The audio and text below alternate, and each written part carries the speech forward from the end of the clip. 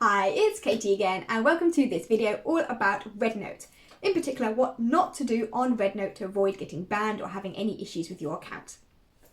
This is a really important video, so do not skip this, okay? Please watch this video in full to make sure you do not have any issues. RedNote is very different to other apps you might be familiar with. Some of this is due to Chinese government regulations and restrictions. Some of this is just their own policies, but just make sure you're aware of these before you start posting and actively using your RedNote account, because it's very easy to accidentally break these rules if you're not aware of them. So, big list of do nots. Do not share external links or QR codes, whether that is links to websites or contact details or anything like that. Do not share that on Xiaohongshu.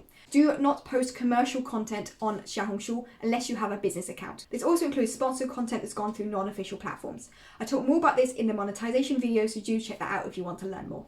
Another thing you must not do is encourage any kind of fake likes or follows or clickbait kind of content. This is stuff where you say things like a sweepstake, comment with your favourite book and I'll randomly draw one of the comments and you'll actually get physically sent a book for free.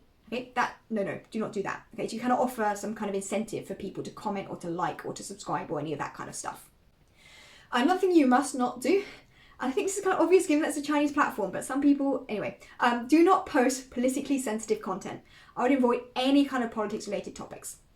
Another thing you must not do that's related is no drugs, no guns, no violence, no adult content, no gambling, any of that stuff. China has quite strict laws on those kind of topics. And finally, do not post copyrighted content or stuff that's been directly stolen from other creators.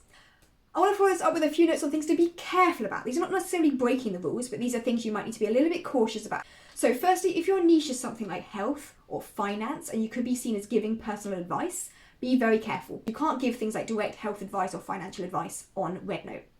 I mentioned already about copyright content. You might also need to be careful if you're remixing other people's video content, for example, and you're using clips that they've used within your content. Or you're using audio or music that you're importing into Xiaohongshu, be very careful. It's better just to use the audio, the music tracks are already in the Xiaohongshu editor. That way you're not going to hit any copyright issues. Now, I mentioned already, do not share direct links and contact details for external sites. But even if you're mentioning external sites more broadly, be careful about how you do it. So you can mention, for example, what are my top 5 website recommendations for my top 5 language learning apps or something like that. That kind of content is okay. But what you can't do is sort of directly say, you must download this app and use my discount code to join and add me as a friend on that particular app, that kind of thing. So just be very cautious about how you approach things if you're mentioning any kind of external websites or apps. And then finally, kind of related, is what I call borderline commercial content. It might not be that you're directly trying to promote and sell a product or service yourself, but you're mentioning something that is a sponsored post or it's like related to a product or service that you offer, and it could be implied as being promotional or commercial content. You probably get away with it a few times. That will be kind of okay, but if you post a lot of that sort of content, it can get flagged, and that can then result in restrictions on your account. So yeah, be careful if you're posting any of this kind of content. Okay, so this was the final video in this series about Xiaohongshu or RedNote and how to get started. Hopefully you watched this in full because it was a really important video. If you've missed any of the earlier videos, please do check out the playlist. It's in the link in the description below.